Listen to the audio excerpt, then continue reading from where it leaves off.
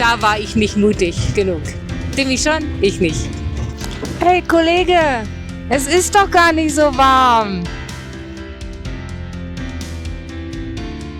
Hallo, es tut uns leid. Und jetzt stehen wir hier. Also das ist unglaublich.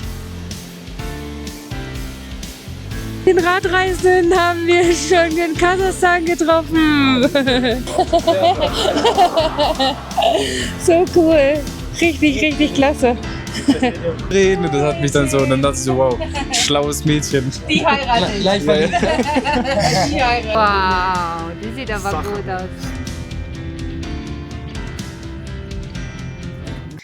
Hi, wir sind Dima und Katrin auf unserem größten Abenteuer gerade hier in Kirgisistan.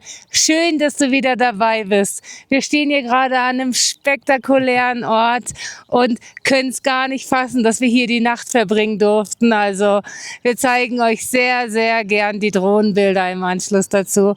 Es ist unglaublich. Wir wünschten, ihr könntet es auch sehen. Ja, wir sind eigentlich auf dem Weg wieder runter zum Issyk-Kul-See.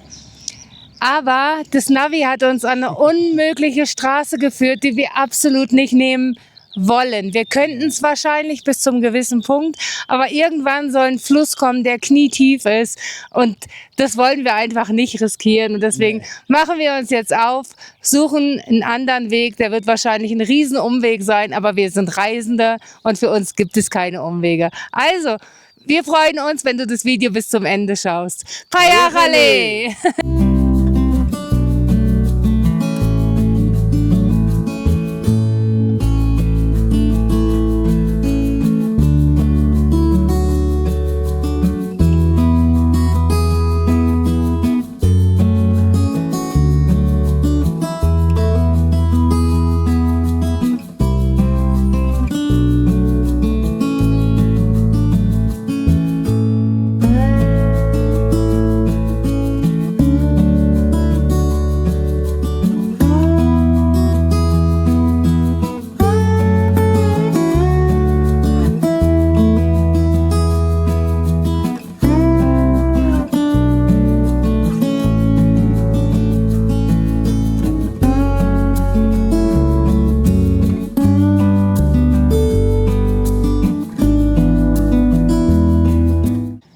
Wir haben uns ja im letzten Video kurz hinter Narin verabschiedet von euch. Das war ein wirklich toller Ort, aber wir haben gedacht, ach komm, es ist noch ein bisschen hell, wir fahren noch mal ein Stück weiter.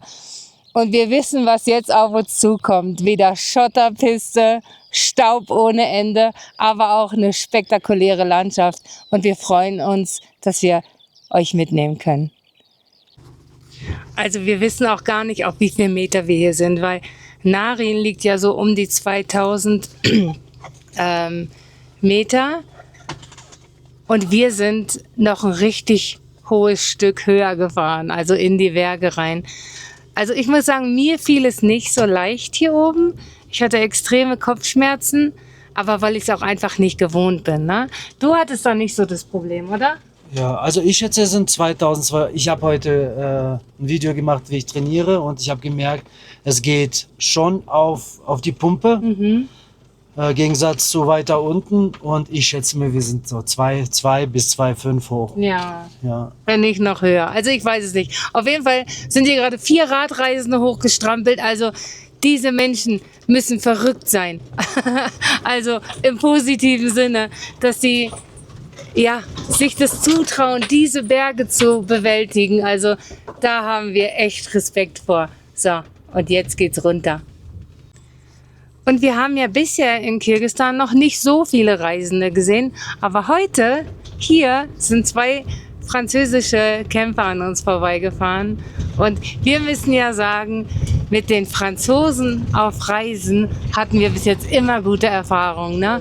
Also die waren immer so nett und so lustig und so freundlich einfach. Wir treffen gerne auf französische Reisende. Und falls einer zuschaut, ganz liebe Grüße. Also wie ihr seht, hier ist auch schon alles schön Schotterpiste. Gleich kommt noch eine Brücke. Ich hab's nicht so mit Brücken. Ich vertraue denen irgendwie nicht immer so. Aber ja, es stand bis 30 Tonnen, ne? 30 Tonnen sind ja. Und hier weiter hinten in die Richtung ist auch noch eine Brücke und da stand nichts drauf. Hinter der Brücke ist direkt ein Jutencamp gewesen. Also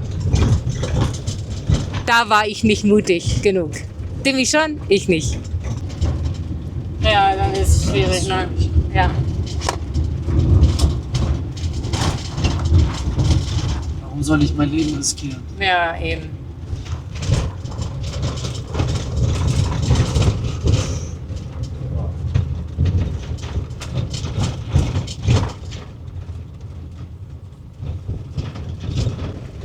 Wir wissen auch nicht, wie viele Berge ihr noch verkraftet. Also die hier Kirgisistan, wir können euch einfach auch nichts anderes zeigen wie Berge. Es ist einfach so spektakulär und wir kennen es ja nur aus dem Fernsehen oder aus anderen Videos von Reisenden, aber das hier einfach zu sehen und wir können nicht anders, wir müssen euch die Berge zeigen und diese fantastische Natur.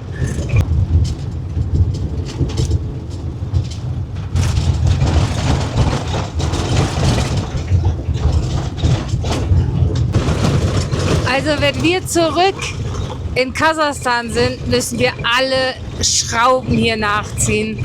Ah, vielleicht kennt jemand den Ort und hat da einen Anhaltspunkt, wo wir uns befunden haben. Kannst du das lesen? Ich nicht. Equinarin. Ah, Equinarin. Okay. Also, wir müssen alle Scharniere nachziehen. Es ist so unglaublich laut hier im Auto. Alles wackelt, alles ist nur noch lose und ja, deswegen noch 12 Tage, dann sind wir wieder in Kasachstan. Und dann müssen wir unsere Betty ein bisschen pflegen, oder? Also die eigentliche Grundpflege, die wird im Winter stattfinden. Dann werde ich einmal komplett alles in Angriff nehmen, was zu tun ist. Aber so nach und nach muss man doch gewisse Sachen machen. Ja. Genau. Aber wir müssen auf jeden Fall, wenn wir wieder in der Nähe von Pakone sind, Öl wechseln. Auf jeden Fall. Das ist langsam dran. Ja. Also man unterschätzt das auch, was das Auto eigentlich mitmacht, ne? Nur weil wir so abenteuerlustig sind. Also die Autos leiden ganz schön. Hey Kollege, es ist doch gar nicht so warm. Geil.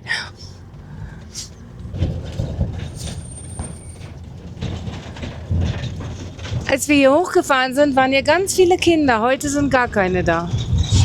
Schlafen doch um 14:02 Uhr. Ja, wir haben uns echt spät aufgemacht. Wir haben gleich schon 15 Uhr hier.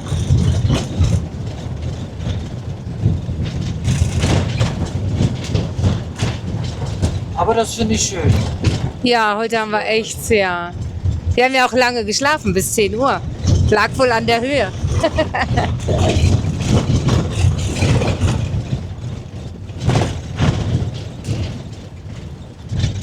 Dann hast du beschlossen, alle Fenster zuzumachen und dann fing ich an zu ersticken. Deswegen bin ich wach geworden, sonst hätte ich noch weiter geschlafen.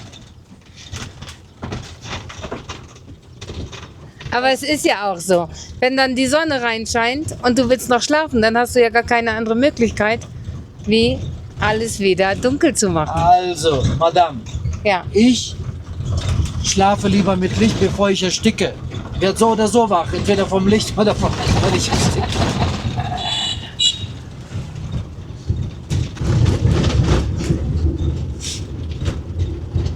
Wir lieben ja auch diese Schilder, ne? Also das ist so schön, das macht irgendwie so Orte zu so was Besonderem, finde ich. Oder?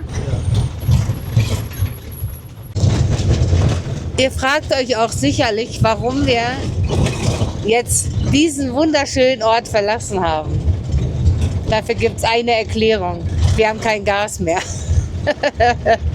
Und vielleicht ist das sogar der Grund, warum der Boiler nicht funktioniert. Für einen Herd hat es wohl noch gereicht, aber vielleicht nicht mehr für den Boiler. Wir werden es rausfinden. Aber deswegen mussten wir jetzt halt einfach los. Ja. Und jetzt fahren wir hier einen richtig coolen Weg. Wenn die Scheibe nicht so dreckig wäre, könntet ihr das wahrscheinlich auch genießen. Da geht's jetzt runter. Also da geht's runter, genau.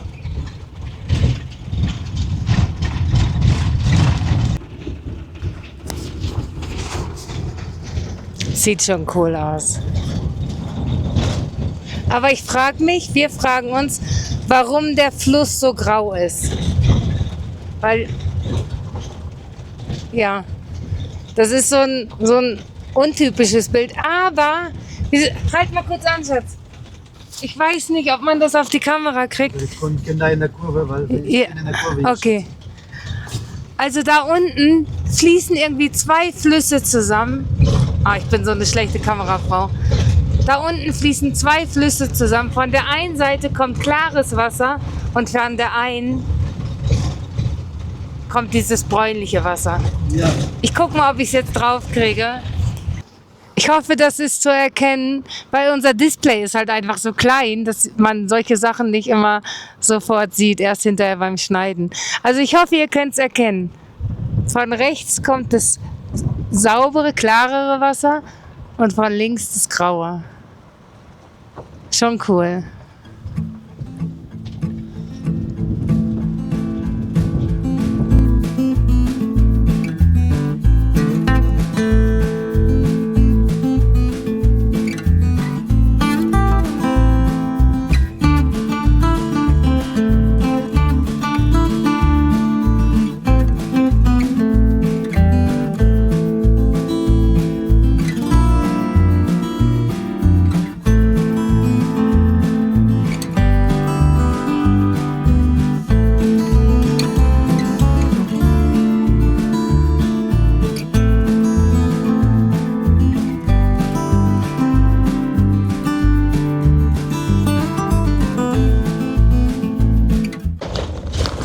Oh nein, die Armen, die müssen hier durch diesen Staub. Das ist ja unglaublich.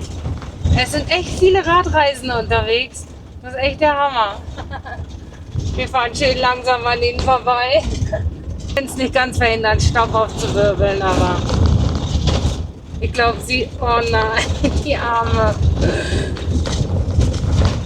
Ich weiß nicht, ob ihr sie noch im Spiegel sehen könnt.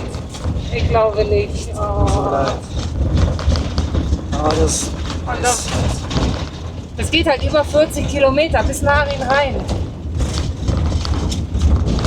habe ich gesprochen, das sind zwei Belgier. Ah, das sind die können Belgier. Deutsch, ja. Ah,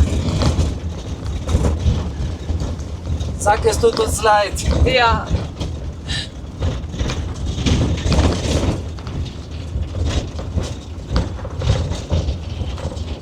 Hallo, es tut uns leid, der Staub.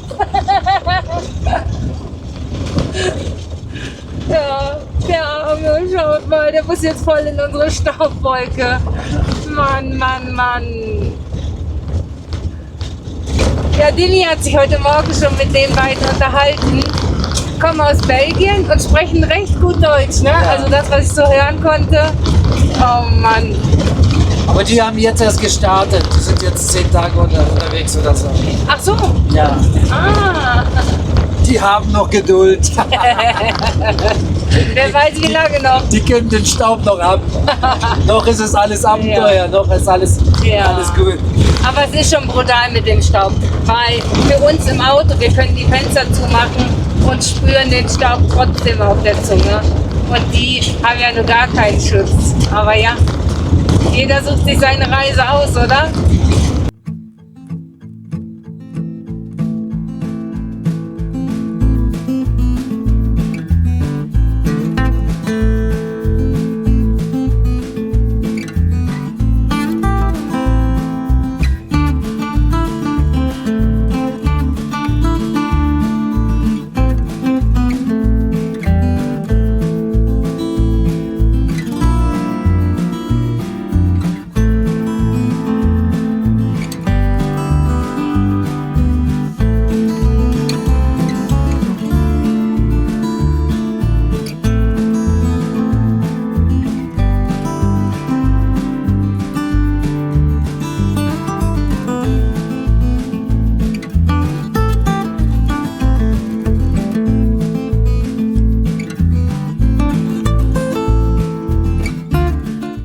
Wie ihr seht, gibt es hier nicht Stopp, hier ist Baustelle oder zumindest nicht so oft. Hier arrangiert man sich. Es wird trotzdem weitergefahren und die Straße wird trotzdem weitergemacht. Wir haben sogar schon erlebt, dass in Kasachstan war das, die Straße die war noch heiß und alle sind einfach da drüber gefahren. Aber das war auch in der Türkei. In der Türkei war das auch.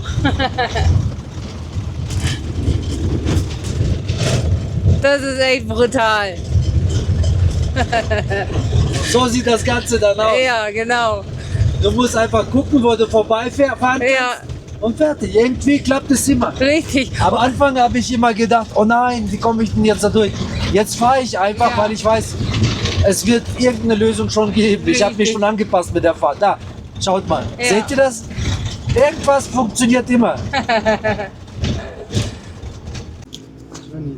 Also wir sind jetzt hier an der Tankstelle. Hier steht ein Gastank, aber irgendwie heißt es gibt hier kein Gas. Mal schauen, ob wir noch fündig werden. Aber zumindest können wir schon mal tanken, weil der Tank nämlich war auch leer. Ja. Also es wäre echt ein bisschen doof, wenn wir kein Gas bekommen.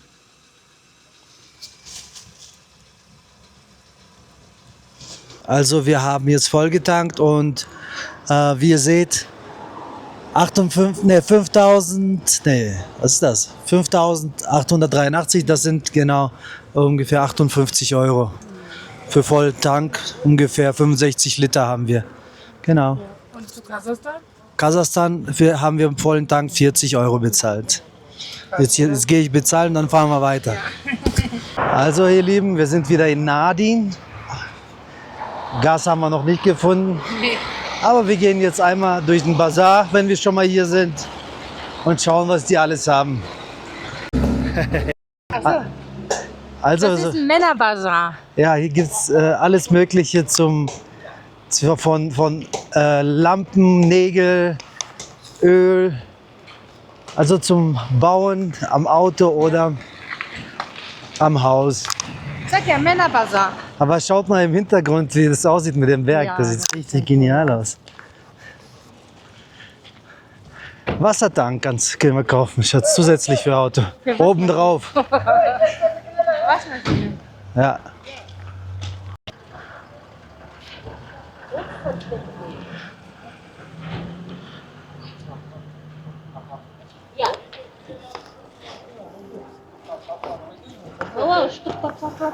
Und eigentlich wollten wir auf den richtigen Bazar und dachten, das wäre der richtige Bazar.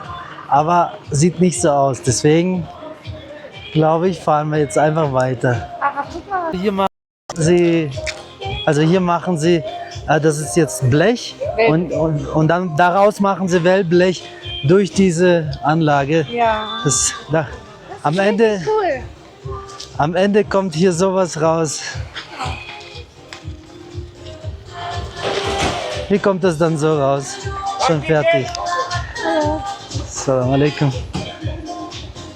Das habe ich auch noch nie gesehen. Schade, dass es jetzt nicht gemacht wird. Ich Ja. würde es gern sehen. Ja, und hier wird Holz zugeschnitten auf gewisse Länge, Breite, Dicke, Höhe. Genau. Und dann wird das hier verkauft. Also das ist mal Bazar mal andersrum. Bazar für Heimwerker.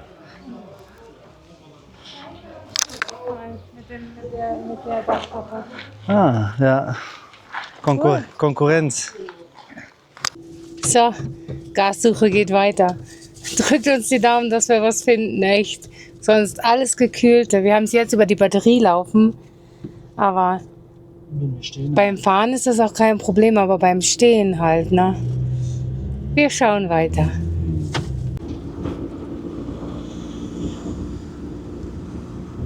Das gehört übrigens noch zu Narin.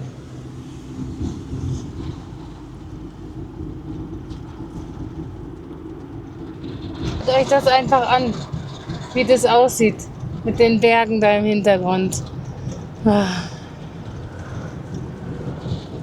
Einfach schön. Und dann noch diese flachen Häuser so dabei, ne? Das ist echt was fürs Auge. Down. Hier sieht auch, hier steht nicht mal ein Gasdings, ne? Also er sagt, wir müssen wieder zurück. Am Ende der Stadt in die Richtung gibt es 2 Stück. Wieder zurück durch die Stadt. Ja, wir sind ja so irgendwie von oben gekommen, Ja. jetzt müssen wir geradeaus fahren. Okay. Wir haben Zeit. Gas finden und dann suchen wir uns einen schönen Stellplatz und dann ist fertig für heute. Genau.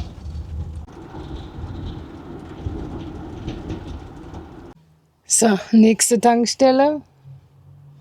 Wir haben gerade 2 Jungs gefragt.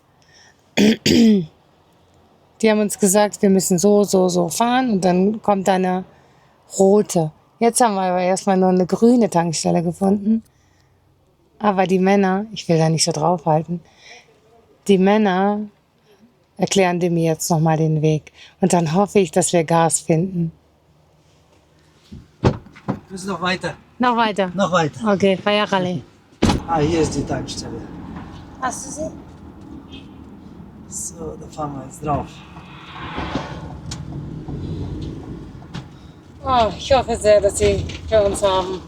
Also die tanken auch Gasballons, also diese Gasflaschen auf. Und ich hoffe nur, der Adapter passt. Ich soll jetzt mit der Gasflasche dahin gehen. Okay.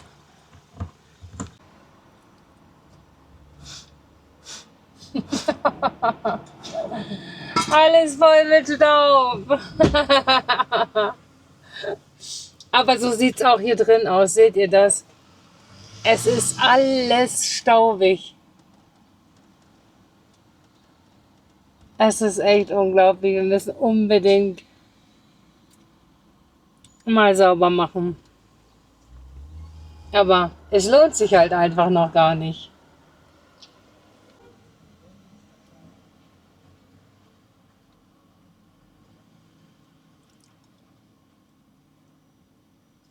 Tick, tack. Ich hoffe sehr, dass der Adapter passt.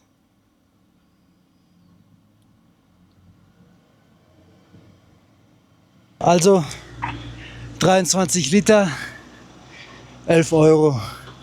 Ist okay, jetzt haben wir erstmal für einen Monat wieder Ruhe. Aber die machen das alle.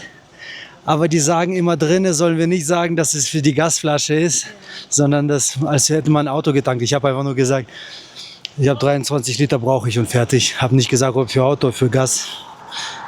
In Deutschland ist es verboten, hier auch wahrscheinlich, aber die drücken immer beide Augen zu. Also Feierrallye, weiter geht's.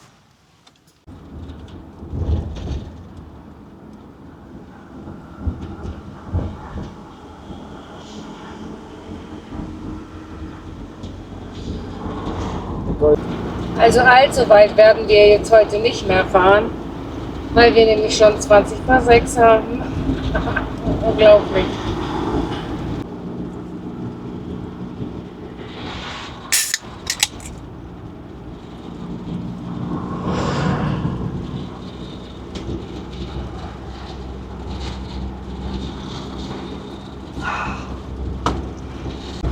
So, Narin ist zu Ende. Die Stadt, die uns nicht loslassen wollte. I got my head in the clouds so high, feet on the ground, but I still get by. The rules were made for someone else to try, but not me, not me. They said slow down, son, take your time, but I was born running every stop sign. Sky is the limit, no chance to hold. Sky is the limit, I'm breaking the mold. Sky is the limit, I'm out of control tonight.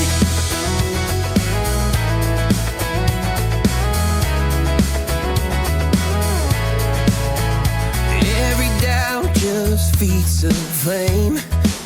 Every scar reminds me why I came. I've been broke, I've been blessed. Here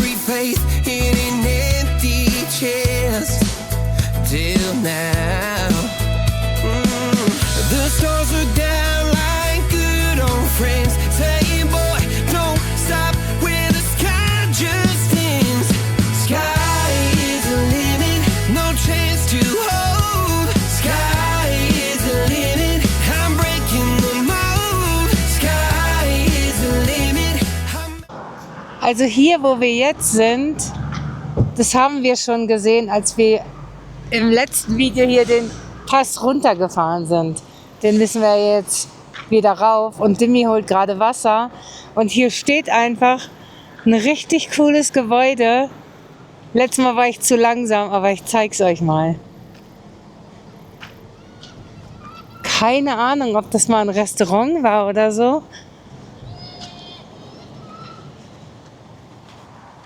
Aber es sieht so cool aus. Ich weiß gar nicht, ob ich hier drauf darf. Ich mach's einfach mal. Sieht nicht mehr so stabil aus. Oh, da weint so ein Kleiner. Aber sieht das nicht cool aus? Hier direkt so am Bach.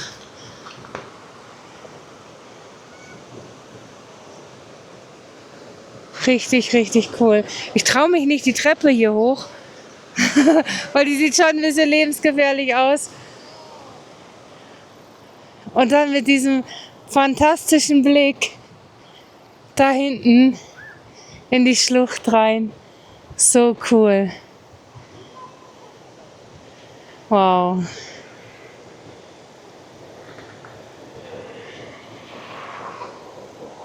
Und seht ihr? Wieder Chinesen. 1, 2. Die sind überall einfach. Hä? Ich weiß gar nicht, wo Dimi jetzt ist. Ah, da hinten. Hallo. Hier kann man Kurt noch kaufen und Pferdemilch. Und da an der Wasserstelle ist auch richtig was los. Hä?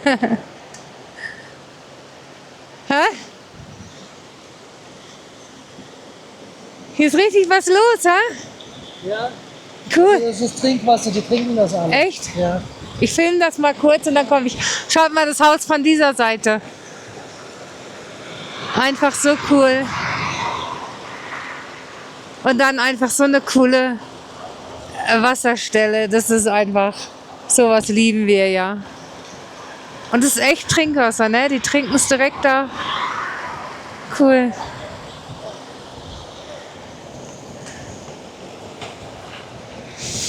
So, weiter geht's.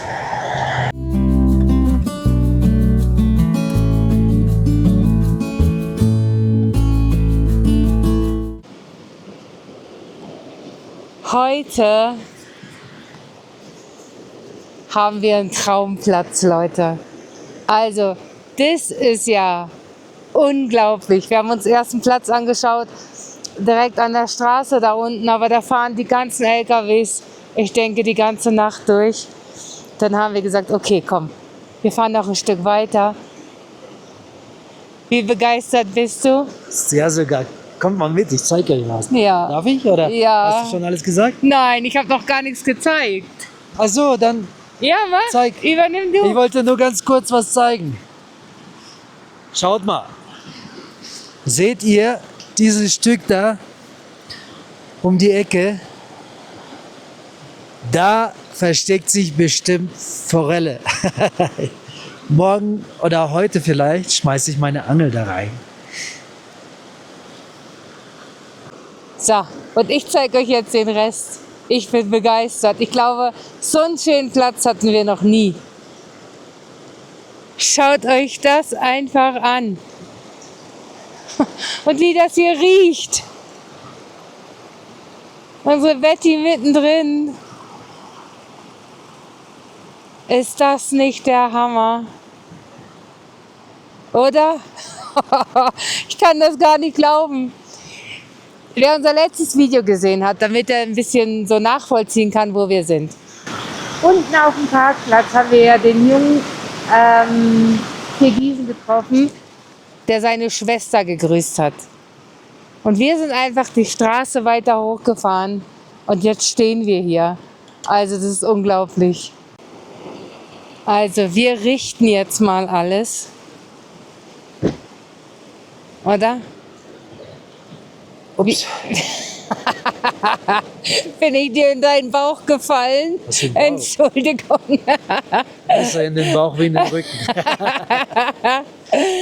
Ja, also wir richten jetzt mal alles. Demi guckt mal, ob er auf Keile fahren muss. Dann gibt es noch einen Cappuccino für mich. Und dann werden wir den Abend auch ausklingen lassen.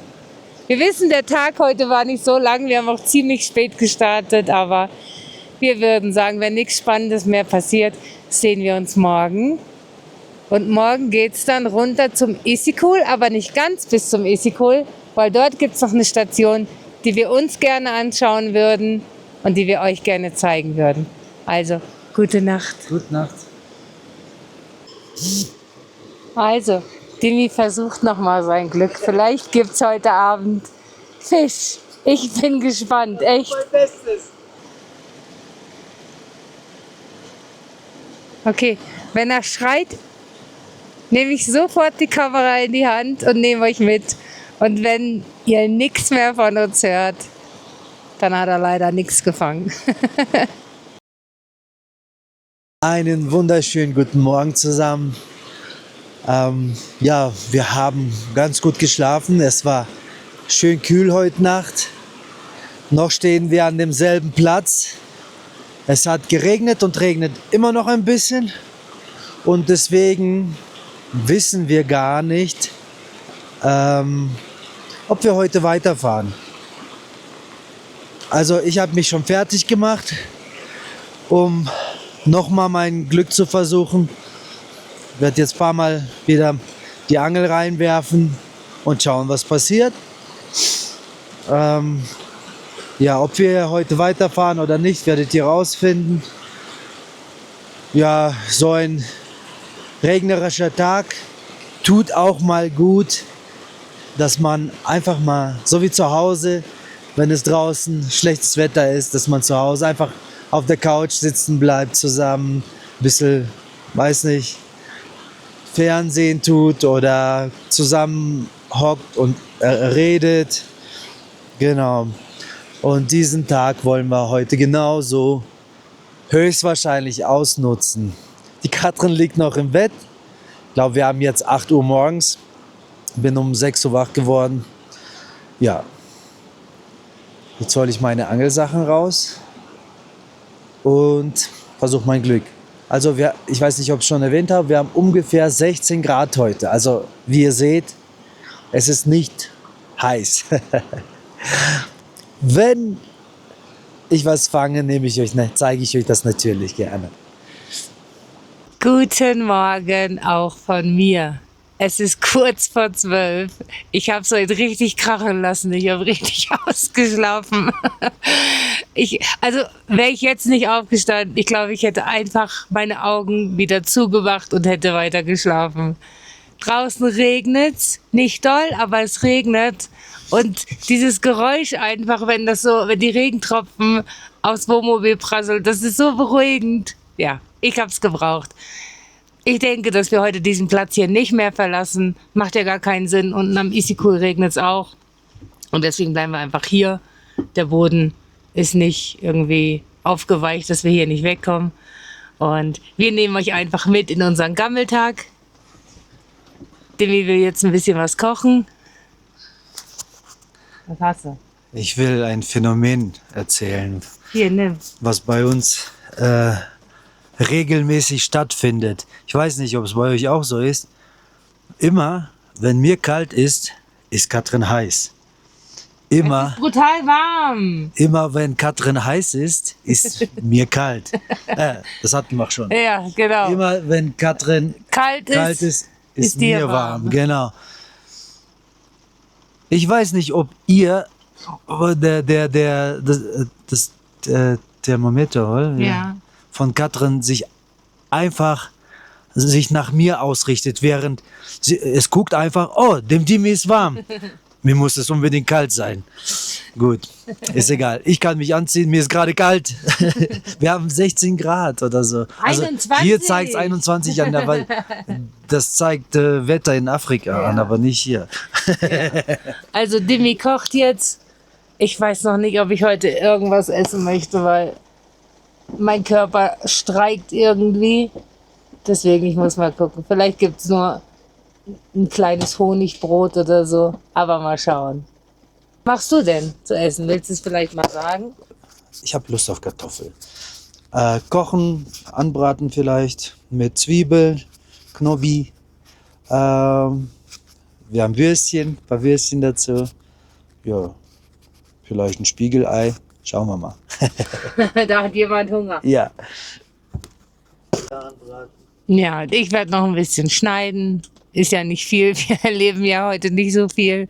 Aber ja, auch diese Tage gibt es und solche Tage wollen wir euch auch zeigen. Und normal würden wir sagen, okay, wir lassen diesen Tag aus. Aber das gehört ja auch zu uns. Das gehört zu unserer Reise. Und ja, ihr könnt ja gerne mal in die Kommentare schreiben, was euch so überhaupt nicht interessiert. Oder wo wir mehr den Fokus drauf legen können, weil wir machen den Content ja auch für euch und wir wollen ihn ja für euch so gut und so spannend und so schön wie möglich machen. Also haut einfach alles raus, eure Gedanken, euer Empfinden in die Kommentare und wir gehen dann natürlich sehr gerne drauf ein. Ich habe jetzt nochmal versucht, mit Blinker zu fischen, habe alle möglichen Köder ausprobiert. Irgendwie beißt nichts. Jetzt sind an mir mehrere Autos vorbeigefahren und einer ist stehen geblieben, hat gefragt, ob der Fisch beißt. Dann konnte ich fragen, hey, gibt es hier überhaupt Fisch? Und die sagten, ja, es gibt wohl irgendwelche, ich weiß nicht, wie der Name heißt, so kleinere Fische, aber die werden halt nicht größer. Die fangen sie und essen sie auch. Und der eine sagte, es gab mal Forelle und der andere sagt, doch, es gibt noch Forelle. Also, aber ich habe gestern heute versucht, auf Forelle zu fischen und es hat nicht funktioniert. Die haben mir dann gesagt, die fischen hier auf Würmer, aber ich weiß nicht, wie man bei dieser Strömung mit Wurm fischen soll. Kannst doch nicht mit Schwimmer hier fischen, oder? Was sagt ihr? Sind Angler unter euch? Ich bin leider ein Laie, sage ich mal so. Aber ich gehe jetzt hin und gucke, wie die das machen. Aber vorher wollte ich noch was zeigen. Ich habe beim Angeln was Interessantes, Lustiges und Niedliches gesehen. Einen Moment.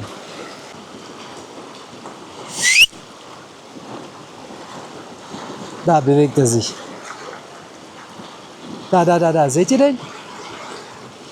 Das ist kein Suslik. Wie sagt man? Murmeltier, wa?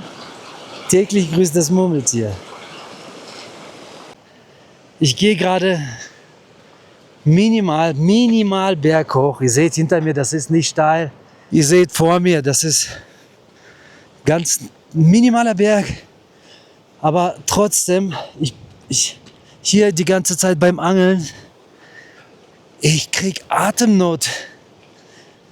Ich habe echt nicht gedacht, dass man wegen Höhe, wenn man auf gewisser Höhe ist, dass man echt mit Sauerstoff Probleme bekommen kann, wenn man sich so ein bisschen mehr bewegt. Aber anscheinend ist es wirklich so. Gestern war das nicht der Fall. War man auch schon relativ hoch. Aber heute merke ich, dass es schon auf die Pumpe geht. Und ich kann wirklich, das ist ja kein Problem, ich kann wirklich längere Zeit spazieren gehen. Es ist ja nicht so, dass ich mich gar nicht bewege oder so. Ich glaube, dass es wirklich was damit zu tun hat, dass in dieser Höhe, ich weiß nicht mal, wie hoch wir sind, der Sauerstoff ein bisschen dünner ist. Gell? Meint ihr bei 2000 Höhenmeter, merkt man das schon? Wie cool ist das denn, hier zu leben? Ich glaube, so abgelegen, wenn man mit sich im Herzen im Reinen ist und dir keine materiellen Dinge wichtig sind, dann ist das doch herrlich, so zu leben. Schaut mal, hier ist breit und weit, wirklich nur wunderschöne Natur, frisches Bergwasser, Ja, nicht mal unser Wohnmobil sieht man jetzt. Und ja gut, das geht jetzt bis zur Hauptstraße, vielleicht so 3 bis 4 Kilometer. Aber ich finde es echt genial, hier so zu leben. Im Winter bestimmt hart, wegen dem Schnee, aber im Sommer einfach genial. Spektakulär, würde Katrin jetzt sagen. Also ich bin jetzt schon extrem lange gelaufen und wie ihr seht, weit und breit keine Angler. Deswegen gehe ich jetzt wieder zurück. Aber der Spaziergang hat sich trotzdem gelohnt. Was für eine Landschaft. Und ihr konntet auch was sehen. So, jetzt habe ich Hunger. Jetzt gehe ich zum Wohnmobil, setze die Kartoffel auf und schaue, was ich dazu noch mache. Ich brauche immer was Fleischiges, ich weiß auch nicht warum. Entweder Wurst anbraten. Es gibt kein Oder, also Wurst anbraten. Okay, bis gleich. So, im Hause Schreiner ist Mittag auch bald fertig. Riecht auf jeden Fall schon richtig gut. Machst du wieder richtig lecker, Schatz. Oh, so lieben wir das, oder? Ja. Oh. Vielen Dank, dass du heute Küchendienst machst. Eigentlich immer. Ja, fast immer. Wenn wir nicht draußen essen. Also einmal in der Woche vielleicht oder einmal in 2 Ja. Wochen. Ja, ich freue mich sehr. Es riecht sehr, sehr lecker. Ich habe immer noch nichts gemacht. Ich habe versucht, mal neue Musik irgendwie. Bei YouTube gibt es ja so eine Mediathek, wo ich lizenzfreie Musik bekomme. Mal irgendwas Neues rauszumachen. Aber habe nur ein bisschen was gefunden, weil da gibt es so Schrottmusik, die ich euch einfach nicht antun kann, weil ich die selber auch gar nicht hören kann. Und ja. Aber gleich wird gegessen, ja. Ich freue mich. Übrigens haben wir richtig Chaos hier, ne? So sieht's aus, wenn wir nicht unterwegs sind. Ja. Überall liegt irgendwas. Fliegt was rum. Bin schon wieder ein bisschen zugange hier. Ja. Aber draußen kommt ein bisschen die Sonne raus. Ja. Ich freue mich sehr. So ihr Lieben, schaut mal. Was heißt das? Wir haben wieder Warmes Wasser. warmes Wasser. Mhm. Ja, wir haben das Problem beseitigt. Wir stinken nicht mehr. Und der Boiler funktioniert auch wieder. Ja, genau. Ja, aber es lag tatsächlich daran, dass nicht mehr genug Gas da war. Er hat zwischendurch ein bisschen Gas gezogen und dann waren Luftbläschen drin und deswegen ist er nicht mehr angesprungen. Wir haben gestern Gas aufgefüllt und seit gestern funktioniert unser Boiler wieder. Halleluja. Man lernt nie aus und wir sind ja keine Profis, ne? Keine erfahrenen Camper, null. Und auf dieser Reise lernen wir einfach jeden Tag dazu. Ja, Aber lustig ist es schon. du machst hier mit dem Herd Ja. Kaffee, dein Kühlschrank ist an, da denkst du dir, du hast Gas, dann kann es nicht daran Ja. liegen. Aber es scheint waren das die letzten Züge. Gaszüge, Gaströpfchen. Mhm. Okay, Problem gelöst. Richtig. Also es ist schon, wie viel Uhr ist es schon? Schon 19 Uhr. Also wir haben den Tag hier echt gut rumbekommen. War richtig, richtig schön und wir haben auch neue Kontakte geknüpft. Genau. Morgen werden wir eine Familie aus Deutschland besuchen, die gerade hier am Isikul Urlaub macht. Den Philipp. Genau. Und Philipp, seine Frau, kommt aus Kirgisistan. Und wir freuen uns sehr, dass sie uns eingeladen haben und sind total gespannt morgen auf den Tag. Und wir freuen uns ja immer sehr, neue Menschen kennenzulernen. Und ja, ich bin einfach ganz aufgeregt, ganz froh darüber. Ja. Und ja. Ja, haben wir tatsächlich über TikTok kennengelernt. Ich habe gesehen, der macht da immer wieder, zum Beispiel, wir waren ja bei diesen 7 Bulls. Mhm. Und ich gucke, da steht jemand aus Deutschland und ist auch bei den Seven Bulls. Und dann sagt er, seine Frau ist aus Kirgisistan oder so, habe ich auch ein Video gesehen. Und dann habe ich gedacht, das ist ja cool, den schreibst du mal an. Und dann hat er auch relativ schnell geantwortet und hin und her geschrieben. Und dann haben wir entschieden, wir fahren morgen zum Isikul Ja. und besuchen sie dort. Ja. Da freuen wir uns Wir drauf. freuen uns. So, und wir machen jetzt gar nichts mehr. Ich föhne nur noch meine Haare und würden uns somit verabschieden für heute. War ja nicht so viel, aber ja, wir verabschieden uns und sehen uns dann morgen früh in alter Frische, nennt man das, ne? In alter Frische wieder. Genau.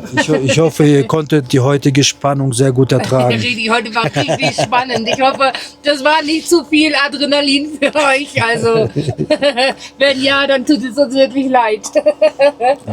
Also, Nein, Spaß. Gute Nacht. gute Bis Nacht. morgen. Ja, ciao. Einen wunderschönen guten Morgen. Ja, wie ihr seht, stehen wir immer noch hier an diesem Bach. Es war schön gestern, schön zur Ruhe, gut zur Ruhe gekommen. Leider nichts gefangen, aber gestern waren noch 2 Angler da, die von hier kommen, also Einheimische, die haben auch nichts gefangen. Und von daher also lag es wirklich nicht an meinem Können. Genau, der Fisch hat einfach nicht gebissen. Das war das, genau. Also, Katrin hat sich jetzt eine App runtergeladen. Eine Höhen-App, also Höhenmess-App. Ist das richtig? Und diese App zeigt an, dass wir gerade auf 2700 Meter oben sind in den Bergen. Genau. Und ja, ich habe ja gestern gesagt, dass ich leichte Atemprobleme habe, wenn ich so mich ein bisschen mehr bewege. Und ja, tatsächlich, wir haben noch mal recherchiert, auf 2700 Meter Höhe kann es passieren, wenn man sich ein bisschen mehr bewegt, dass man dadurch, dass die Luft dünner ist, Atemprobleme kriegt oder so Schnappatmungen bekommt. Genau, also das ist so, als würdest du atmen wollen, aber es ist nicht genug Sauerstoff da. Ja, und dann atmest du ein paar Mal tief durch und dann geht's wieder. Genau, Katrin hatte das Problem gestern auch ein bisschen gehabt. Ja, aber okay, man gewöhnt sich dran. Jetzt habe ich Folgendes vor. Jetzt bin ich gespannt, wie mein Körper darauf reagiert, wenn ich meine Übungen mache, wenn ich mein Training mache. Ich bin inzwischen bei 35 Liegestützen, also alles 35. Okay, diese Dinger 35 Mal heben schaffe ich nicht, aber mache ich halt so oft, wie ich schaffe. Genau, ich nehme euch jetzt im Schnelldurchlauf mit bei diesem wunderschönen Panorama oder diesem wunderschönen Ausblick. Ja, macht es doch Spaß zu trainieren. Und ja, поехали!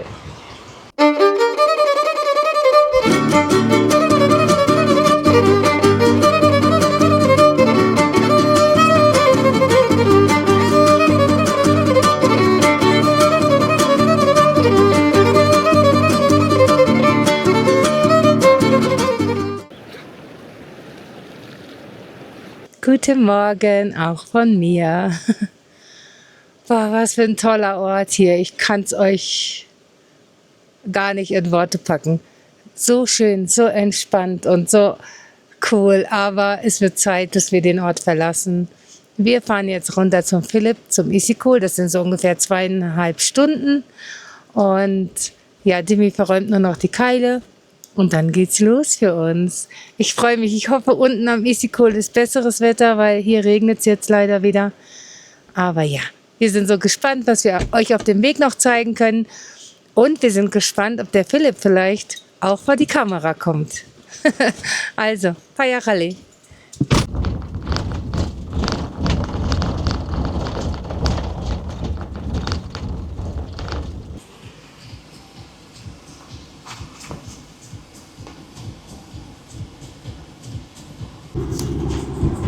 Ja, und wir fahren schon wieder hoch in die Berge. Und wir haben halt auch gemerkt, ich weiß nicht, ob Dimi schon gesagt hat, wir waren ja auf 2700 Meter.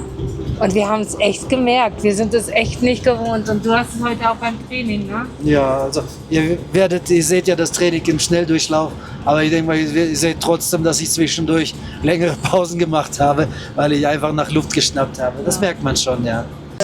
Ja, und wie ihr seht, es gab ja einige Erdrutsche jetzt hier gerade in Kirgisistan, weil es so geregnet hat. Und diese Straße war wohl auch betroffen. Das wurde alles gereinigt. Weiter oben, ich war leider zu spät mit der Kamera, aber hier scheint auch einiges runtergekommen zu sein.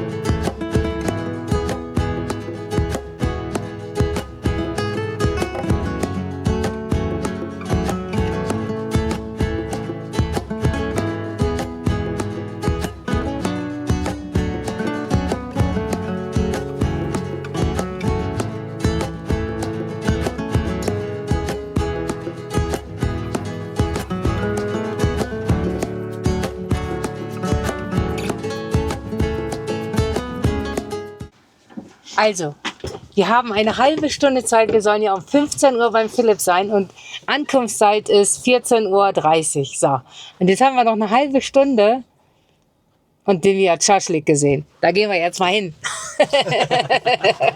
Wenn man hier so aus den Bergen, von da oben sind wir ja gekommen, wenn man da runterkommt, gibt es hier so, wo man sich ein bisschen was zu futtern holen kann. Freust du dich? Ja, schau mal, hier gibt's Hi! Oh Mann, den Radreisenden haben wir schon in Kasachstan getroffen. Das war echt schön, oder? Den Daniel. Wir haben seinen Namen ehrlich gesagt vergessen. Aber wir haben uns an ihn erinnert. Und manchmal sind so Begegnungen so flüchtig und manchmal, ja, als wenn man sich schon lange kennen würde. Ne? Das war echt eine tolle Begegnung. Ja, der Daniel, der ist ein Radreisender. Wer das mitbekommen hat, haben wir schon mal in irgendeinem Video. Genau. Zweimal haben wir den getroffen in Kasachstan. In Turkestan haben wir ihn das erste Mal. Nee. Auf der Straße. Erstmal auf der Straße, Ja. dann in Turkestan. Erstmal bei Aral auf der Straße, dann Ja. in Turkestan und jetzt hier in Kirgisistan. Das ist so So krass, cool. ja, so lustig. Die Welt ist ein Dorf, Leute. Ehrlich. Richtig. So, und jetzt haben wir nicht mehr viel Zeit. Ich weiß nicht, ob Dimi es noch schafft, einen Schaschlik zu kaufen, weil wir haben jetzt so lange gequatscht, dass wir eventuell sogar zu spät zum Philipp kommen. Aber ich glaube, er vergibt es uns. Nee. Hier kann man Fisch holen.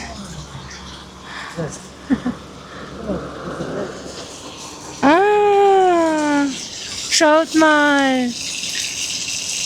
Ah, sieht ja schon lecker aus, oder? Wow. Ich weiß nicht, willst du Fisch? Ich traue mich nicht.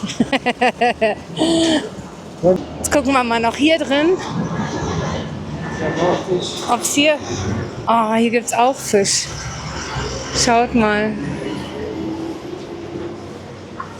Aber wir gehen mal rein. Wir schauen mal. Da ist er nochmal, seht ihr? Sein Fahrrad. Ja, mal gucken, ob wir hier drin vielleicht was finden. So viel schnell auf die Hand. Ich denke, dass wir nachher mit Philipp vielleicht was essen gehen, oder? Lass uns gucken, ob die hier Pirashki haben. Ja. So was Kurzes auf die Hand. Hier. Gibt's? Ja. Schauen wir mal. Mit Würstchen. Mit Würstchen? Sind die auch mit Würstchen? Ja. Aber das ist alles recht hart.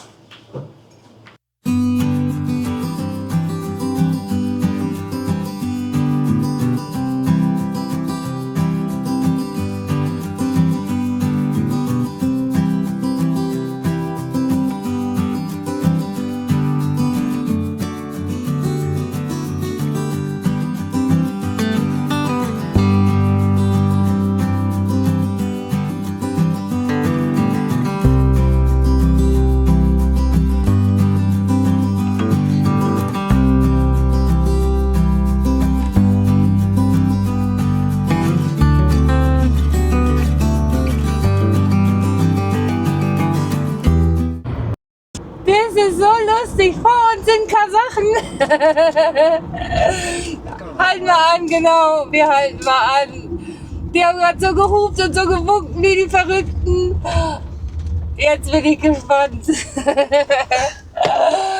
Wie cool ist das denn? Es ist so schön. Oh Mann, wie freundlich die sind, wie die sich freuen. Haben die mich gerade so umarmt und so, leider nicht die Kamera aus. Aber die filmen uns ja auch und deswegen nehme ich einfach die Kamera mit raus und die wird gleich erzählen, was sie sich jetzt so erzählen haben. So cool. Also ich möchte gar nicht wissen, was die Jungs hier so erlebt haben. Ich zeig's euch einmal mal. Die haben auch nur erkannt, dass das Kasache sind, weil sie es hinten drauf geschrieben haben. Seht ihr? So cool. Die haben wahrscheinlich eine richtig coole Piste genommen. Da sind wir ein bisschen vorsichtiger. So nette Jungs, wirklich. Richtig, richtig schön. Die sind auch mit vollem Equipment unterwegs, Kamera und sowas alles. Nice to meet you. Ich kann. Очень приятно. So cool. Richtig, richtig klasse. So cool. So nette Jungs. Wow. Mensch, was wir heute für tolle Begegnung haben. Und zum Philipp kommen wir zu spät, aber richtig zu spät. Aber wenn wir es ihm erklären, er wird uns vergeben. Also die Jungs haben mir erklärt, die arbeiten alle zusammen. Also die machen irgendwie Videos für Kunden, wenn jemand irgendeine Werbung braucht oder so. Und deren Kofferraum ist voll mit Equipment, mit verschiedenen Kameras. Und die selber machen nur für sich, wenn sie Urlaub machen. Die machen jetzt zusammen Urlaub und reisen durch Kirgisistan und machen Videos. Die haben eine coole Instagram-Seite, werden wir einblenden.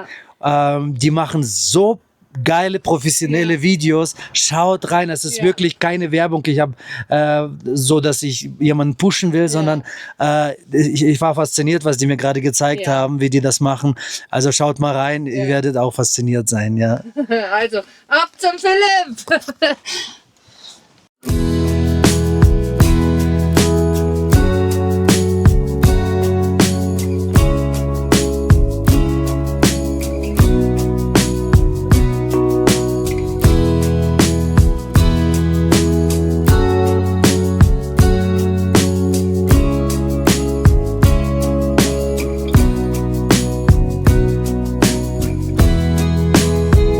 Wir haben den Issyk-Kul-See im Blick. Ich zeige es euch gleich. Sieht schön aus. Wir haben es noch 37 Minuten bis zum Philipp. Wir freuen uns sehr. Ja, wir sind auch gespannt, ne, wie das Treffen wird, weil wir uns ja gar nicht kennen. Nee. Aber das sind ja meist die schönsten und unbezwungensten Treffen. Ja, der See ist noch ein bisschen. Ich gucke mal, ob ich es drauf kriege für euch. Ein bisschen. Ja, sieht wie das Meer aus, echt so schön. Ja, und wir sind gespannt. Wir sind ja jetzt praktisch direkt gegenüber von da, wo wir uns festgefahren haben, wo wir eine Woche nicht mehr weggekommen sind. Wir sind gespannt, wie diese Seite ist und ja, freuen uns, euch das auch zeigen zu können. Also wie ihr seht, hier wird richtig gebaut. Also in 2 Jahren sieht das hier wahrscheinlich anders aus.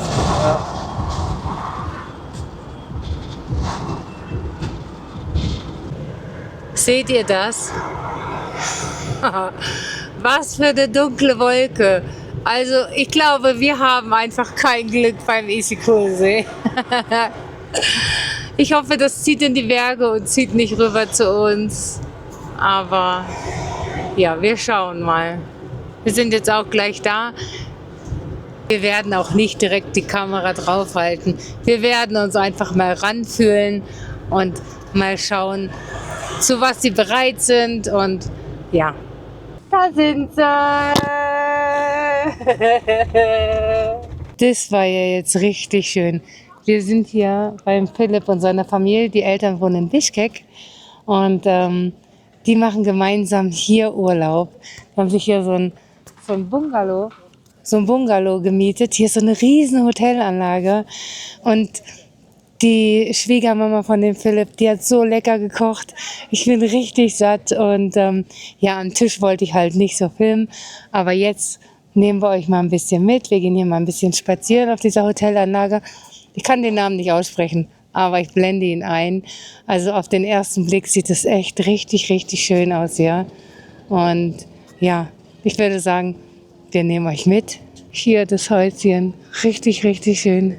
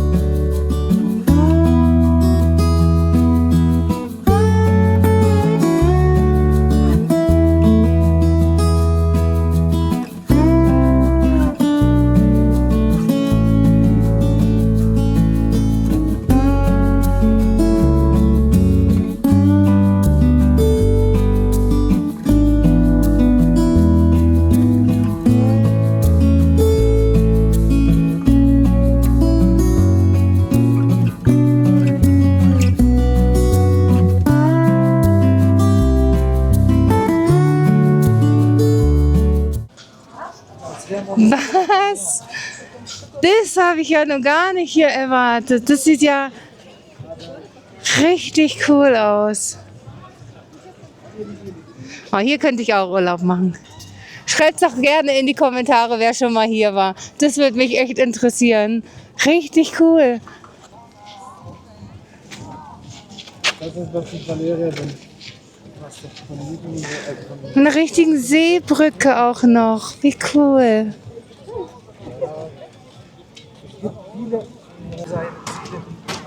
Oh, das ist ja richtig, richtig schön.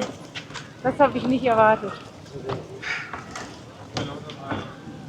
Manchmal, wenn es klar ist, man sieht Bergen auf der anderen Seite, weil es Ja. ist so dunkel und Berg. Genau. Basket kampanya.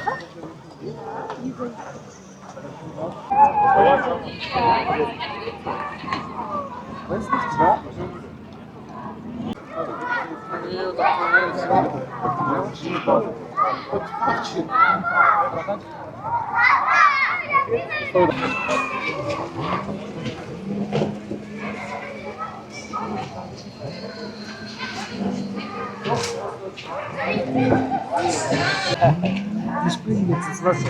Wer springt ins Wasser? Herrlich.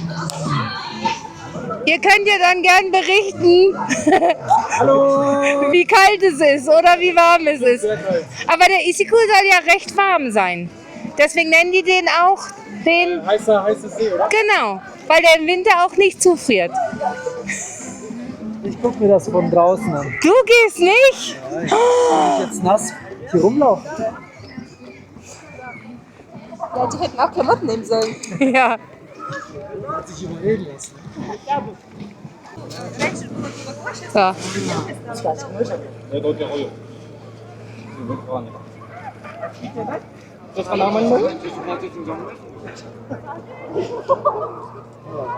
Ah.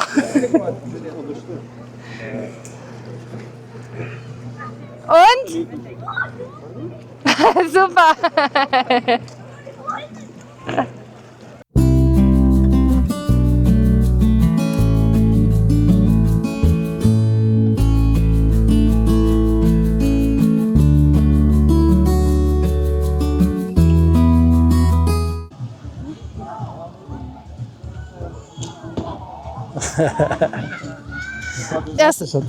Jetzt passt mal auf, der hat das erst heute gelernt. Yay! Давай.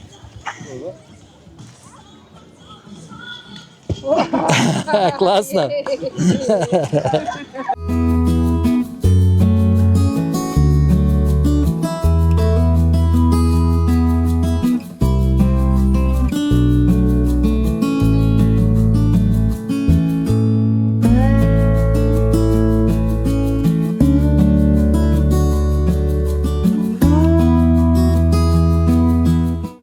Also ihr Lieben, jetzt haben wir einen ruhigen Moment mit dem Philipp und mit der Valeria. Und mich interessiert und ich glaube euch auch, wie es Ihnen hier so geht in Kirgisistan. Die Valeria kommt ja aus Kirgisistan und der Philipp ist geheiratet besser gesagt. Ja, und ich stelle jetzt einfach mal ein paar Fragen, Demi auch, und freut euch auf dieses nette Ehepaar. Und übrigens, die beiden glauben auch an Jesus, an seine Auferstehung und das ewige Leben, das wir durch ihn haben. Und deswegen ist dieses Treffen hier einfach auch so was Emotionales, Besonderes für uns. Also viel Spaß mit den beiden. Also, den Philipp habe ich ja durch TikTok kennengelernt und ich habe mir ein paar Videos angeschaut und in TikTok hat er sich auch vorgestellt, dass er Deutscher ist. Er ist ja auch Deutscher, so wie ich, der aus Marburg komme ich. Ja. Genau. Und seine Vorfahren und seine Eltern kommen aus Kasachstan. Aber der Philipp ist in Deutschland geboren. Und Gold, du bist in Deutschland geboren? Ich bin in Deutschland geboren, in Alsfeld. Alsfeld geboren. Und wie fühlst du dich? Fühlst du dich irgendwie zu Kasachstan hingezogen? Oder sagst du, eigentlich bin ich eher Deutscher? Oder wie? Also ich fühle mich schon sehr hingezogen zu dieser Nationalität, weil meine Eltern aus Kasachstan kommen und ich bin schon halt da so hineingewachsen. Ja. Cool. Ja, Und wie fühlst du dich hier in Kirgisistan mit deiner kirgisischen Familie? Also erzähl mal, das ist so Ja. spannend. Die haben ja auch diesen Misch. Deutsche und Kasachen, also Russlanddeutsche. Ja. Und, ja. Also ich bin ehrlich, ich wusste gar nicht, dass es Kirgisistan gibt. Also erst als ich sie kennengelernt habe, weil ich habe immer so Kasachstan gehört und Russland und so Ukraine, aber Kirgisistan, ich wusste gar nicht, dass es das gibt. Und ja, also ich war letztes Jahr das erste Mal hier und es hat mir sehr gefallen. Ich wollte sogar direkt hier bleiben, Ja. weil mir gefällt es einfach, wie die Leute sind. Sie sind sehr offen, sie sind sehr nett und auch jetzt beim zweiten Mal, es gefällt mir sehr. Ja. Cool. Also ich fühle mich hier sehr, sehr wohl, sehr, sehr wohl. Und was sagst du zu dieser spektakulären Natur? Kann man das übertreffen? Also ich war ja in Österreich, ich war auch in Schweiz, aber als ich gestern in Jetty August war, also man fährt da so rein und als ich ausgestiegen bin, ich fand das so, also ich kann es nicht beschreiben, aber ich wollte sogar Fotos machen und man kann das halt so auf den Videos gar nicht sehen, also ich kann meine Gefühle, diese Emotionen, die ich hatte, ich kann die nicht mitteilen, also man muss das wirklich selbst erleben. Das stimmt. aber das teilst du gerade sehr gut Ja. mit, finde ich. Ja. Ja. Ja, und du bist jetzt wie lange in Deutschland? Seit Komm, ich gebe fast 5 Jahren. Hört euch an, wie super sie Deutsch redet. Respekt. Ja, das macht sie echt gut. Also, Hab's gelernt. Lerne immer noch. Ja. Also, ich will nur ganz kurz was sagen, und zwar ich will sie loben, weil nach einem Jahr, also sie war ein Jahr in Deutschland und wir sind so einmal gefahren, also von der Gemeinde, also wir hatten, glaube ich, Gebet abends und wir haben sie nach Hause gefahren, also einer aus der Gemeinde und wir fahren sie so nach Hause und sie sitzt hinten und sie sprechen Russisch und ich verstehe so ein bisschen, und dann auf einmal fängt sie an, mit mir Deutsch zu reden und ich war so, was? Du kannst so gut Deutsch reden? Und das hat mich dann so, und dann dachte ich so, wow, schlaues Mädchen. die heirate ich. Gleich Die heirate ich. Gleich geklappt. Ja, Valeria, vermisst du deine Heimat? Oder wie ist das Gefühl, wenn du in Deutschland bist oder wenn du wieder nach Hause kommst hier nach Kirgisistan? Also kannst du uns einen emotionalen Unterschied vielleicht sagen? Ja, ich vermisse schon meine Heimat, aber würde sagen sogar eher so Familie. Meine ganze Familie ist hier, meine Eltern, Geschwistern. Aber ich kann auch nicht sagen, dass ich so rumsitze und sehr traurig bin. Also ich fühle mich auch ganz wohl in Deutschland. Vor allem, weil ich einen Mann habe, auch da eine Familie habe, auch die Russisch spricht. Bin auch sehr froh, dass seine Eltern Russisch können, weil da fühle ich mich auch ein bisschen wohler, also so wie zu Hause ein bisschen. Ich bin auch sehr froh, dass wir russisch-deutsche Gemeinde haben. Da sprechen auch sehr, sehr viele Russisch. Und da ich so in Deutschland bin, aber auch mit Kultur von hier ein bisschen, da fühle ich mich auch sehr wohl. Ich denke, wenn ich komplett meine Kultur wegmachen würde, also gar nichts mehr von hier in Deutschland hätte, würde ich mich schon da sehr unwohl fühlen und würde dann wieder zurückziehen wollen. Aber da ich jetzt so aussieht, fühle ich mich da sehr wohl. Das freut uns wirklich. Ich freue mich, dass du in meiner Heimat ein neues Zuhause gefunden hast. freut mich echt. Ja. Schön. Ich wollte eigentlich nie nach Deutschland ziehen. Das war gar nicht mein Zielort. Das war einfach ein Zufall oder ich weiß nicht, Gottes Wunder, dass ich da geblieben bin, weil ich habe meinen Schulabschluss hier gemacht. Dann wusste ich nicht, was ich machen soll, aber ich hatte gute Noten. Ich konnte hier in jede Uni gehen oder in Türkei war ich auch angenommen. Aber ich wusste trotzdem nicht, was ich machen soll. Und dann hier, meine Mama hat eine Freundin, die hat hier so ein Rehrzentrum für behinderten Kindern. Und sie bieten dieses Programm an, ein Jahr nach Deutschland als Freiwilliger zu gehen. Und da wusste ich nicht. Und dann dachte ich, ja, okay, also reisen würde ich schon gerne, wollte ich immer machen. Und da bin ich halt hingeflogen und eigentlich mein Plan war, ein Jahr in Deutschland zu bleiben. Dann wollte ich nach Emirates, nach Dubai hinziehen und dann in Emirates arbeiten als Flugbegleiterin. Wow. Das war mein Ziel, ja. Und da war ich in Deutschland und habe erfahren, dass da so Ausbildung gibt, weil hier in Kirgisistan gibt es so ein System nicht. Hier gibt es entweder Unis oder College, aber so mit Praktikum und Arbeit direkt gibt es sowas nicht, so Ausbildung, sowas Ähnliches. Und dann dachte ich, okay, das mache ich. Habe es dann gemacht, habe den kennengelernt, Gemeinde und dann hat es ja dann... Dann hat es gut gepasst. Ja. Ich würde sagen, der Mensch denkt sich seinen Weg aus, aber Gott lenkt ihn. Ja, Amen. Ganz genau. Ja, jetzt kann ich sagen, besser könnte nicht sein. Ja. Jetzt habe ich einen Mann, ein Kind, bin in Elternzeit. Und übrigens, mein Sohn heißt auch Philipp. Das ist wichtig zu erwähnen, ja. Philipp Junior. Ja. So schön. Ja, möchtet ihr noch jemanden grüßen? Eure Gemeinde vielleicht. Ja, genau. Wir grüßen Lena Bechler und Pastor Waldemar von der Gemeinde Rettungseiche aus Marburg. Ja, liebe Grüße. Das ist auch von mir. Und von mir. Schön. Also die beiden haben ja auch einen TikTok-Account, so habe ich die ja kennengelernt oder haben wir die kennengelernt. Und die machen richtig schöne Videos da. Wir blenden den TikTok-Account ein und ihr seid gerne eingeladen, da mal vorbeizuschauen und zu gucken, wie die Kirgisistan aus ihrer Sicht zeigen. Genau. Und fühlt euch auch wirklich frei, für diese kleine, niedliche Familie zu beten, dass sie Erfolg haben, dass sie behütet und beschützt sind. Und das wäre schön, weil Gebete sind es, die uns durchs Leben tragen und jeder von uns braucht sie. Also vielen Dank.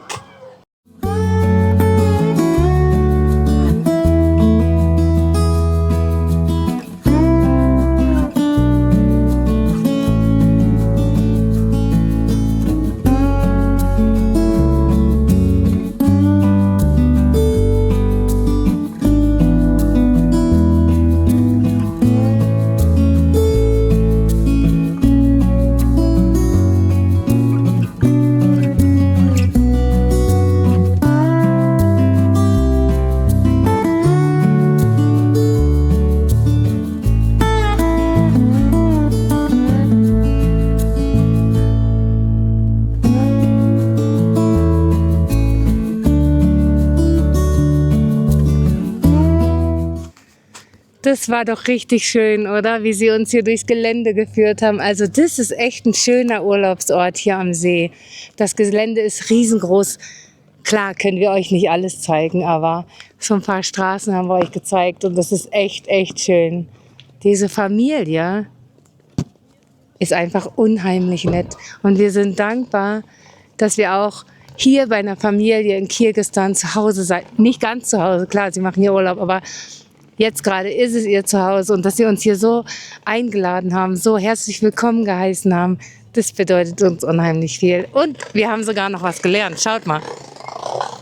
Wir haben uns gefragt, ob man in anderen Ländern auch erkennt, ob es ein E-Auto ist oder nicht. Und uns wurde gerade erklärt, dieser grüne Strich, daran erkennt man in Kirgisistan die Elektroautos. Wieder was dazugelernt. Cool. So, und jetzt werden wir uns noch ein bisschen hinsetzen, noch ein bisschen Zeit miteinander verbringen. Und dann geht es für uns auch auf Stellplatzsuche. Und ja, heute muss ja noch geschnitten werden. Das Video muss ja morgen raus.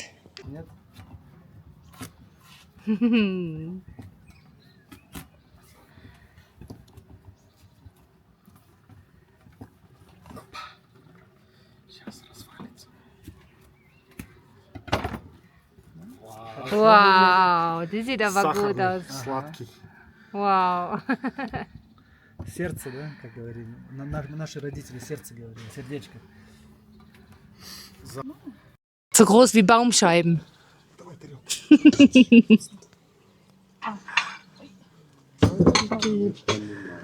Spasiba. Katrin sagt, ich soll den Geruch beschreiben.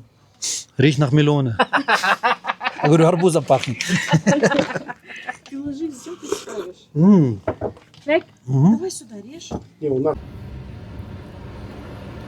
Хорошо, когда вот много детей бегают, шумно едет, Да-да. они не слышат меня.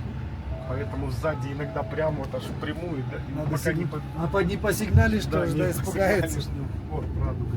So, А, ешьте, это радуга. ja.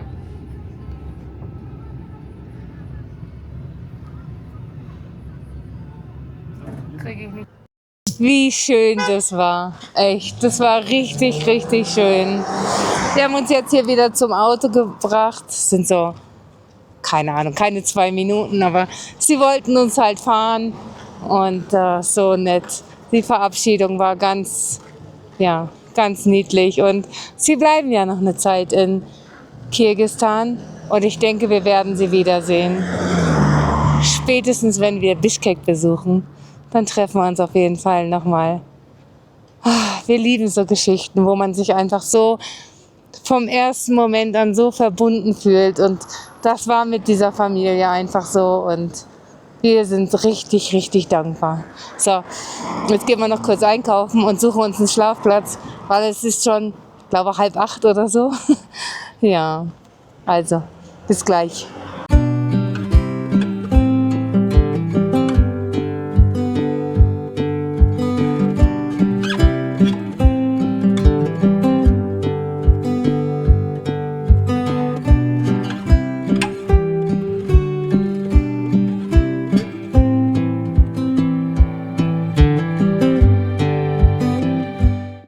Ihr Lieben, war das nicht ein toller Tag mit wirklich tollen Begegnungen?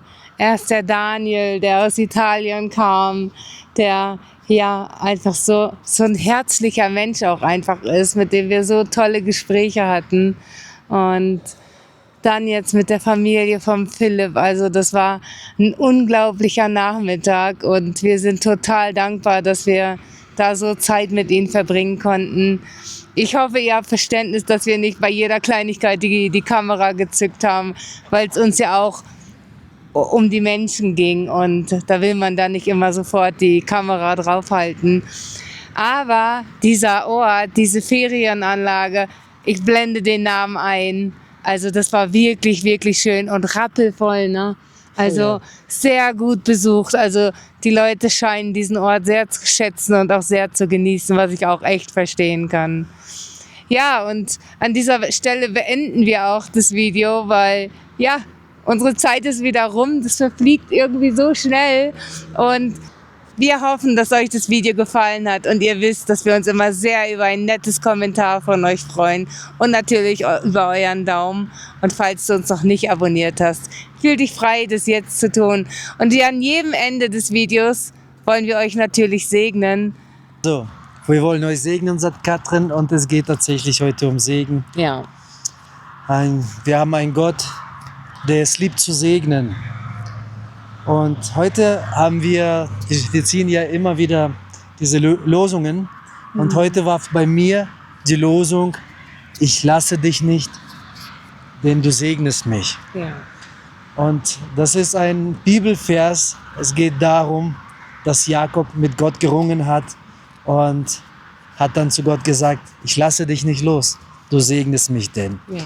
Genau. Und wieso will ich das heute mit euch mitteilen? Und zwar, ja, frage ich mich die ganze Zeit auch zwischendurch, wie geht es mit unserer Reise weiter? Hat Gott wirklich vor, diese Reise, dass wir sie länger machen können? Ja, zu segnen einfach. Ja. Segen. Hat er wirklich Interesse daran, uns so zu segnen, dass wir eine gewisse Zeit dauerhaft diese Reise machen können? Und eigentlich in unseren Herzen weiß ich, dass er uns diese Bestätigung gegeben hat und dass wir das so machen dürfen. Aber oft kommen Zweifel. Ja, weil wir sind auch schwache Menschen, wir Ja, haben oft natürlich. Zweifel. Und dann habe ich diesen Vers heute gezogen, ausgerechnet heute, wieder komischer Zufall. Und Gott spricht zu, wenn ich dir was versprochen habe, wenn ich dir gesagt habe, ich will dich in diese Richtung segnen, dann halte daran fest. Ich lasse dich nicht. Du segnest mich denn. Das heißt, wenn Gott dir ein Versprechen gegeben hat, dann wird er es halten. Manchmal müssen wir einfach nur geduldig sein. Richtig. Und manchmal sieht es für uns nicht so aus, als würde das bald sichtbar werden. Doch Gott tut es. Und wir dürfen für andere Segen sein. Das konnten wir heute auch erfahren. Ja. Wir Richtig konnten schön. für jemanden Segen sein. Ja. Und später wurden wir mit der gleichen Segnung wieder Ja, gesegnet. ganz genau. Wir Und- wurden echt gesegnet. Ja. Also. Vielen lieben Dank dafür an die Person, die das Ja. gemacht hat. Und dieser Tag war für uns heute auch ein Segen mit der lieben Familie, wo wir waren. Und ich segne euch mit vielen Segnungen des Himmels, mit Ausharren, mit Festhalten. Glaubt der Lüge nicht, dass Gott euch nicht segnen will. Das, was Gott euch versprochen hat, das wird er auch erfüllen in Jesu allmächtigen Namen. Amen. Amen. Ja, und wir freuen uns natürlich, wenn du beim nächsten Mal wieder dabei bist. Wir haben was richtig Cooles vor. Ich sag nur Rotfront. Vielleicht sagt es jemandem was. Das wird unsere nächste Station, aber das seht ihr erst im nächsten Video. Also wir freuen uns. Bis zum nächsten Mal. Ciao.